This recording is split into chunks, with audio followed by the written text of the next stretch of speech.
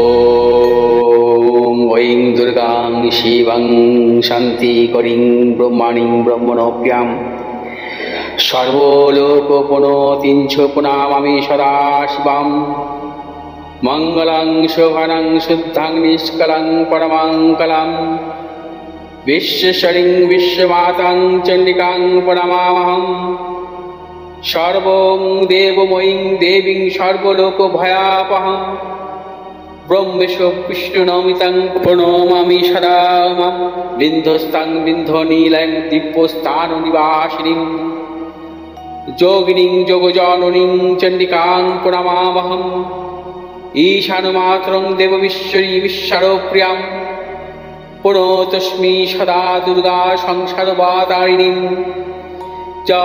इदं पठति शस्त्रं सिन्वादुवापि च नरो मुक्त सर्वपापभ्यो मोचते दुर्गायुष्यः ॐ आयुर्देहि यशो देहि भाग्यं भगवती देहि मे पुत्रां देहि धनं देहि सर्वान् कामस्य देहि मे प्रचण्डे पुत्रदे नित्यं सुप्रीति शिरोनायिके कुलोत्पत्तिकरे चक्रे जयं देहि नमोस्तुते रुद्रचण्डी प्रचण्ड सायिषी प्रचण्ड बलशालिनी रक्षमां सर्वतो देवी विश्वेश्वरी नमोस्तुते दुर्गे तारिणी दुर्गे तं सर्वाशुभानिवारिणीं धर्मार्थ मोक्षदे देवी नित्यं मे वरदा भव दुर्गे दुर्गे महाभागे ताइमां शङ्करे प्रिये महिषासिंहमदोमत्ते प्रणतोऽस्मि प्रसीद मे हरो पापं हरो क्लेशं हरो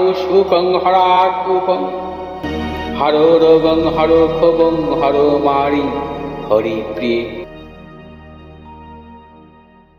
নমস্কার দর্শকবৃন্দ, পণ্ডিতজি ভিঘুষী জাতক বলছি।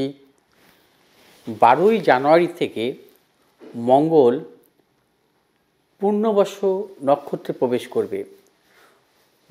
পূর্ণবসু নক্ষত্র মূলত বৃহস্পতি নক্ষত্রে প্রবেশ। মঙ্গল বর্তমানে কর্কট রাশিতে অবস্থান করছে এবং 21শে জানুয়ারি মিথুন রাশিতে প্রবেশ করবে।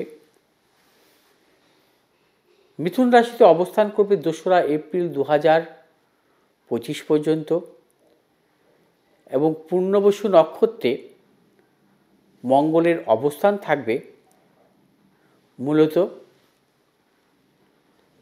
8ই এপ্রিল পর্যন্ত। অর্থাৎ 12ই জানুয়ারি থেকে 8ই এপ্রিল পর্যন্ত পূর্ণবসু নক্ষত্রের অবস্থানকালে অর্থাৎ বৃহস্পতি নক্ষত্রের অবস্থানকালে কোন কোন রাশির জাতক জাতিকারা নানা রকম সাফল্য পেতে পারেন। মঙ্গল বৃহস্পতি নক্ষত্রে থাকা সর্বদা শুভ। অর্থাৎ মঙ্গল 12ই জানুয়ারি থেকে 8ই এপ্রিল পর্যন্ত পূর্ণবসু নক্ষত্রে অবস্থানকালে কিছু কিছু রাশির জাতক জাতিকাদের অবশ্যই সাফল্য দেবে। মঙ্গল এমন একটি গ্রহ, মঙ্গল মূলত বৃহস্পতি যুক্ত বৃহস্পতি দৃষ্ট বা বৃহস্পতি নক্ষত্রের অবস্থান থাকলে মঙ্গল কিন্তু শুভ ফল দান করে। মঙ্গলকে আমরা বলি দেব সেনাপতি কারক গ্রহ। মঙ্গল হচ্ছে লাল গ্রহ। মঙ্গল হচ্ছে সাহসিকতার কারক গ্রহ। আমাদের জীবনে যে ধরনের সাফল্য আসে সাহসের দ্বারা, অর্থাৎ খেলাধুলা হতে পারে বা ব্যবসা ক্ষেত্রে হতে পারে, কর্মজীবনের ক্ষেত্রে হতে পারে, বা আমাদের জীবনে সাহস বলতে যে উদ্যম, আমরা যে জীবনে আমাদের জীবনে সাফল্যের পিছনে যে সততা এবং পরিশ্রম উদ্যম, এর মূল কারক গ্রহই হচ্ছে মঙ্গল। মঙ্গল যদি শুভ অবস্থা থাকে সেই জাতক জাতিকার জীবনে নানাবিধ প্রতিকূলতা কাটিয়ে কিন্তু সাফল্যের শিখরে পৌঁছতে পারে। অতএব মঙ্গলকে সর্বদা শুভ অবস্থা থাকতে হবে। মঙ্গলকে একটি রাশিচক্রে সবল অবস্থা থাকতে হবে। মঙ্গলকে একটি রাশিচক্রে শুভ গ্রহ যুক্ত বা শুভ গ্রহের নক্ষত্রে বা নিজ নক্ষত্রে থাকলে মঙ্গল কিন্তু শুভ ফল দান করে। মঙ্গল কখনো রাহুযুক্ত, শনিযুক্ত, কেতুযুক্ত, রবিযুক্ত মঙ্গল কিন্তু কখনো শুভ ফল দান করে না। অর্থাৎ অশুভ গ্রহ যুক্ত মঙ্গল কখনো কোনো জাতক জাতিকাকে কিন্তু জীবনে সাফল্যের শিখরে আনতে পারে না। মঙ্গলকে সদা সর্বদা শুভ গ্রহযুক্ত বা শুভ গ্রহদিষ্ট শুভ নক্ষত্রে থাকলে তবেই কিন্তু মঙ্গল আপনাকে জীবনে নানাবিধ সাফল্য দান করেন। বৃহস্পতি নক্ষত্রে থাকাকালীন মঙ্গল কিন্তু অবশ্যই শুভ ফল দান করবে। তবে মিথুন রাশির ভাব বুধের এই গ্রহের অধিপতি, অর্থাৎ মিথুনের সাথে মঙ্গলের সম্পর্ক সর্বদা শত্রু, অর্থাৎ শত্রু গৃহে বৃহস্পতি নক্ষত্রে কিন্তু মঙ্গলের অবস্থান থাকবে। অর্থাৎ সেক্ষেত্রে কিছু কিছু প্রতিকূলতাও দেবে এবং কিছু কিছু সাফল্যও দেবে। অর্থাৎ আপনাকে সাফল্য পেতে হলে এই সময়কাল কিন্তু অনেক ক্ষেত্রেই আপনাকে কিন্তু স্ট্রাগলের মাধ্যমে সাফল্য পেতে হবে।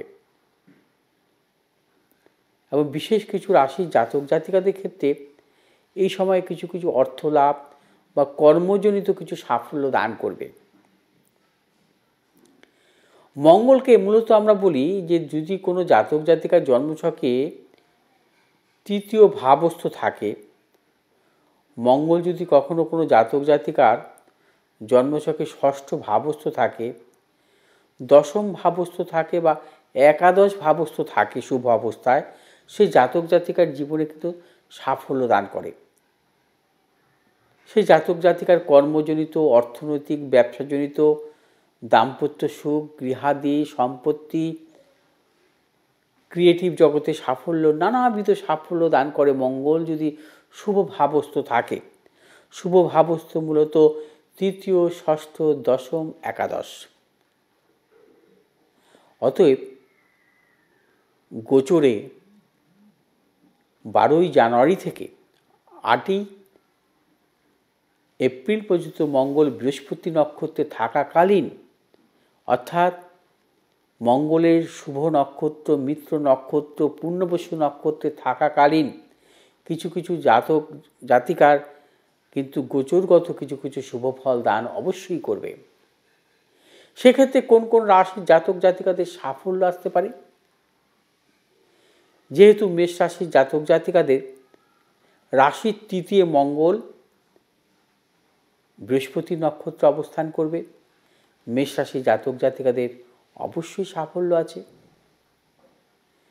যেহেতু সিংহ রাশির জাতক জাতিকাদের একাদশ ভাবস্থ মঙ্গল থাকবে, অর্থাৎ মঙ্গল বৃহস্পতি নক্ষত্রে একাদশ ভাবস্থ হয়ে থাকবে, সেক্ষেত্রে সিংহ রাশির জাতক জাতিকাদের প্রভূত অর্থনৈতিক সাফল্য আসতে পারে। কন্যা রাশির জাতক জাতিকাদের মঙ্গল বৃহস্পতি নক্ষত্রে থাকবে, অর্থাৎ কন্যা রাশির দশম ভাবে কর্মভাবে থাকবে, সেক্ষেত্রে কন্যা রাশির জাতক জাতিকাদেরও ক্ষেত্রে সাফল্য আসতে পারে। আবার কুম্ভ রাশির জাতক জাতিকাদের ক্ষেত্রে মঙ্গল ষষ্ঠ ভাবে মিথুনে বৃহস্পতি নক্ষত্রে অবস্থান করবে, অর্থাৎ কুম্ভ রাশির জাতক জাতিকাদের ক্ষেত্রেও নানাবিধ সাফল্য আসতে পারে। কুম্ভ রাশির জাতক জাতিকাদের নানাবিধ প্রতিকূলতা, অর্থাৎ মানসিক প্রতিকূলতা যদি থাকে, তার পাশাপাশি আপনাদের জীবনের গুপ্ত শত্রু নাশ হতে পারে, মামলায় জয় লাভ করতে পারেন। এই সময় আপনাদের যাবতীয় অর্থনৈতিক সাফল্য আসতে পারে। কন্যা রাশি জাতক জাতিকাদের ক্ষেত্রে কর্মজনিত সাফল্য, কর্মসূত্রে বিদেশ যাত্রা যোগ বা কর্মের পরিবর্তনের ক্ষেত্রে সাফল্য, কর্মক্ষেত্রে পদোন্নতি যোগও আসতে পারে। যারা কর্মপ্রার্থী তাদের ক্ষেত্রে কর্ম লাভের যোগ আসতে পারে। অর্থাৎ 12ই জানুয়ারি থেকে 8ই এপ্রিল পর্যন্ত কন্যা রাশির জাতক জাতিকাদের কর্মজনিত প্রবল সাফল্য, সিংহ রাশির জাতক জাতিকাদের 12ই জানুয়ারি থেকে 8ই এপ্রিল পর্যন্ত অর্থনৈতিক দিক থেকে সাফল্য, মেষ রাশির জাতক জাতিকাদের এই সময় কর্মজনিত ব্যবসায়িক বা অর্থনৈতিক প্রবল সাফল্যের যোগ।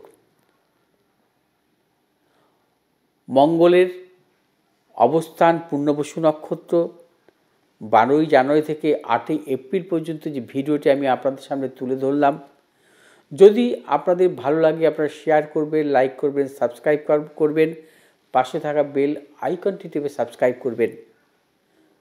2025 আপনারা প্রত্যেকটি রাশির জাতক জাতিকারা ভালো থাকুন, এটাই থাকবে আমার প্রার্থনা ঈশ্বরের কাছে। নমস্কার।